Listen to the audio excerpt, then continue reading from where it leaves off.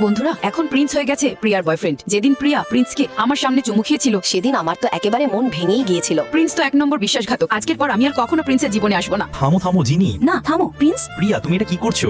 Prince, তুমিও কি করতে যাচ্ছ? জিনি যেখানেই যেতে চায় তাকে যেতে দাও। তুমি এখন আমায় ভালোবাসো প্রিন্স, তোমার উচিত জিনিকে ভুলে যাওয়া। প্রিয়া আমাকে যেতে দাও, আমার জিনির সঙ্গে একটা গুরুত্বপূর্ণ কথা বলা দরকার। প্রিন্স, আমি তোমায় কতবার বলেছি, তুমি ওর মুখটা দেখেছো? একেবারে ভিখারির মতো লাগে ওকে। আরে আরে জিনি তুমি এটা কি করছো? আমি আমাদের গ্রামে ফিরে যাচ্ছি। আমি আর এখানে থাকতে চাই না। জিনি প্লিজ এমন করো না। চুপ করো। আমার চোখের সামনে প্রিয়া তোমাকে চুমু খেয়েছিল। এখন আমি যাচ্ছি। আজকের পর আমি আর কখনো ফিরে আসবো না। তারপরের দিন ছিল আমার কুকিং প্রতিযোগিতা। সেখানে প্রিয়াও এসেছিল। আচ্ছা জিনি, তুমিও এসেছো? কেমন আছো? চুপ করো। আমার তোমার সঙ্গে কোনো সম্পর্ক নেই। যখন ফুড কম্পিটিশন হচ্ছিল তখন প্রিয়াকে সাহায্য করার মতো অনেকে ছিল, কিন্তু আমার পাশে দাঁড়ানোর মতো কেউ ছিল না। আর তখনই সেখানে এসে হাজির হলো প্রিন্স। আরে প্রিন্স, তুমিও এসেছো? প্রিন্স প্লিজ আমায় একটু হেল্প করো না। ছেড়ে দাও আমায় প্রিয়া, আমার সঙ্গে কথা বলো না। আমি এখানে এসেছি শুধু জিনির জন্য। প্রিন্স যখন আমার কাছে আসে, থেমে যাও।